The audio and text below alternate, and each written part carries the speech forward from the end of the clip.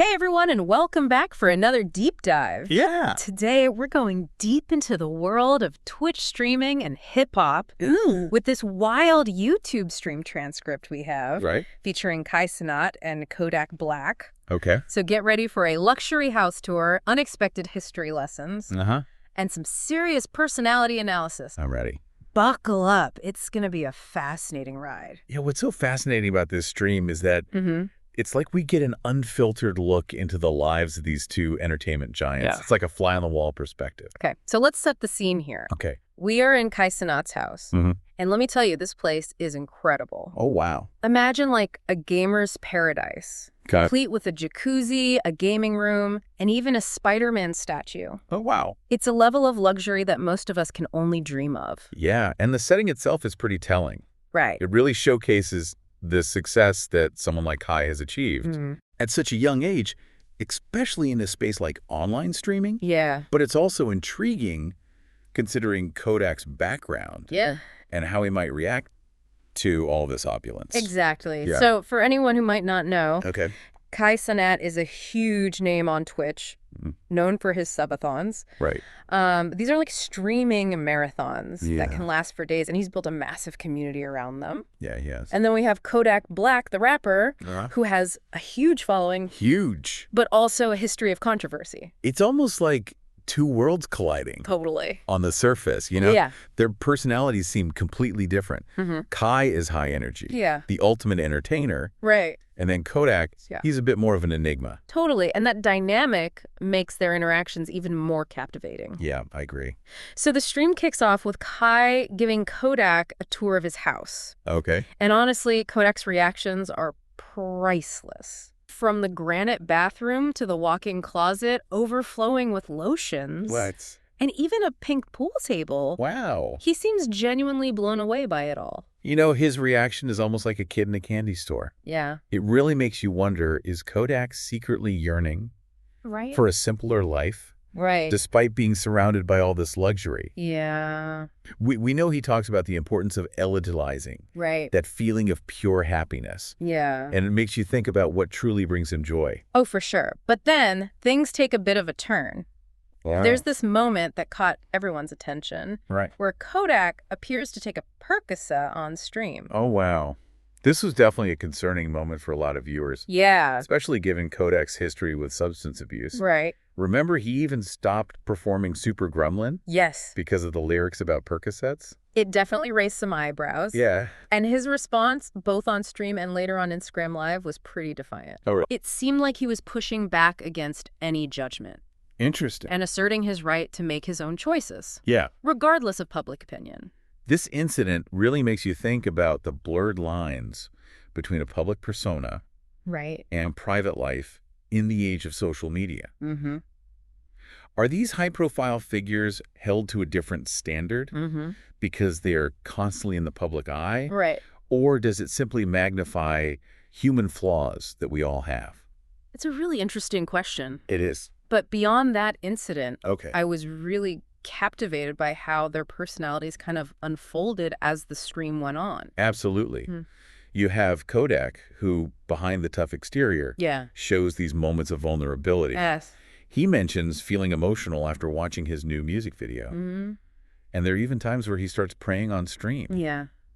It really paints a complex picture. It does. Of someone grappling with their inner demons while navigating the pressures of fame. It does. And what's so impressive is how Kai handles it all. Right. He's incredibly patient with Kodak's sometimes unpredictable behavior. Yeah. Offering reassurance and even a hug. He really goes above and beyond to be a supportive friend. He does their interactions highlight that even the most public figures are multidimensional individuals with their own struggles. Right. We often forget that there is a real human being behind the persona we see in the media. That's true. And then things get really interesting. Okay. Right in the middle of this chaotic stream, Kodak drops some knowledge on us. Oh, wow.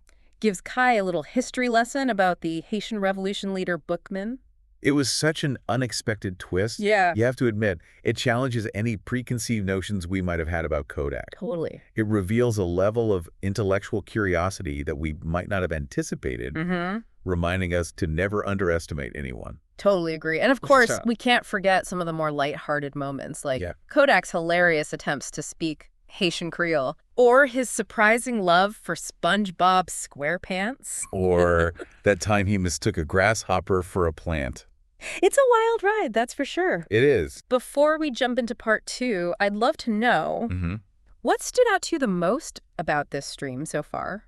Well, besides the unexpected history lesson, I think what struck me was the contrast between Kai's luxurious lifestyle and Kodak's longing for that simple lozing. It makes you think about the complex relationship between material success and true happiness. That's such a good point. We'll definitely be digging into that more in part 2. Okay. Stay with us, folks. Yeah, stay tuned. You know, it's easy to get caught up in all the spectacle of this whole stream. But it's also a fascinating window into some significant cultural trends. Especially in the world of online entertainment. Absolutely. For anyone who isn't immersed in the world of Twitch, this stream is like a crash course. We hear them talking about Twitch and Kick. These platforms where streamers like Kai build entire communities. And it's not just about playing games, right? It's about building a brand, creating engaging content, and constantly interacting with viewers. Kai's 30-day subathon is a perfect example of the dedication needed to thrive in this space. For those unfamiliar, a subathon is like a streaming marathon. It can go on for days or even weeks. Viewers can subscribe to the streamer's channel. And often, the longer the subathon goes, the more creative and chaotic the content gets. It's almost like its own universe with its own language and rules. It is. And millions of people around the world are tuning in. I know, it's crazy. Making it a cultural phenomenon. It is. What I find particularly fascinating is the difference in musical taste between Kai and Kodak. Kodak, deeply rooted in the world of hip-hop, expresses this love for classic R&B, like Monica. And then you have Kai, who seems to vibe more with tracks, like the Casper slide. Their playlists really highlight the evolution of musical tastes. And how those preferences influence online communities. Kodak's appreciation for classic R&B versus Kai's more modern choices, it might reflect a generational divide. But it also shows how music can connect people across different demographics. Exactly. And let's not forget Kodak mentioning his upcoming album release. Set for 11/11. He specifically points out the repeating ones in the date. Like it's a code. Almost like it's some kind of coded message. It is that kind of mystique and intrigue. Is a big part of his persona. He's always playing with symbolism and leaving fans guessing. Which helps keep them hooked. It's a smart move, especially in today's digital world, where attention spans are shorter than ever. Definitely. And speaking of intrigue, who can forget the moment when Kodak pulls out that machete? Oh, yeah. The infamous M word. Talk about unpredictable. It was definitely jarring. But again, it speaks to that raw, unfiltered nature of this stream. And how easily things can escalate when you're dealing with these larger-than-life personalities. It's almost like you're seeing the real person behind the curated image they project on social media. So true. And as the house tour continues, we get like a constant reminder of Kai's extravagant lifestyle. Multiple TVs, another living room, a backyard pool. It's a far cry from that image that many associate with the stereotypical gamer living in their mom's basement. It really highlights the financial rewards that can come with online fame, especially with the rise of streaming and esports. Yeah, but it also raises questions about the potential downsides of achieving such wealth at such a young age. Can success like this be isolating? Or lead to unhealthy pressures? Definitely. It's something to consider. The pressure to maintain that level of success. The potential temptations. The fear of losing it all. Exactly. It's a lot to handle. And of course, we have the saga of the chicken and waffles. Oh, man. Kodak's relentless craving for chicken and waffles became a running gag throughout the stream. It did. It was too funny. It really was. And it's a great reminder that even amidst all this opulence, sometimes the simplest pleasures are what bring the most joy. Everyone loves some good comfort food. regardless of their status or wealth. Absolutely. It's those moments of levity that make this stream so relatable. It's not all about money and fame. Right. It's also about shared experiences and those universal things Yeah. that connect us all as human beings. And finding that common ground Right. is really what makes online communities flourish, right? Right. Connecting with others who share your interests, your values, or just a sense of humor. Right. It's fascinating to see how those connections form and evolve online. So true. As we wrap up part 2. Okay. I'm curious to hear from our listeners. Yeah. What are your thoughts on the cultural insights we've explored so far? Yeah. Hit us up on social media and let us know. We'd love to hear your perspectives.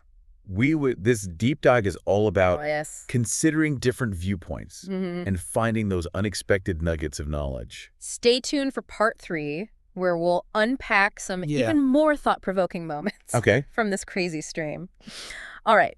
Deep divers, get ready for the final stretch of our journey through this wild stream. Right. As we head into part 3, things take a more introspective turn. Okay. Kodak's stream of consciousness really starts flowing, and it's fascinating to listen to. It's almost as if we're privy to his inner thoughts. Right. And one theme that keeps popping up Yeah. is this idea of loyalty, Okay. especially the importance of surrounding yourself with genuine people. He talks about how when you're in the spotlight, Yeah. it can be hard to tell who's truly there for you Right. and who might be trying to take advantage of your success. Yeah, that feeling of distrust must be amplified Right. when you're dealing with the pressures of fame. Right. Imagine the constant scrutiny, Yeah. the fear of betrayal, the feeling that you can't let your guard down. Right. It's a side of celebrity that we don't often consider. Yeah. It really makes you think about the toll that fame can take on someone's mental well-being.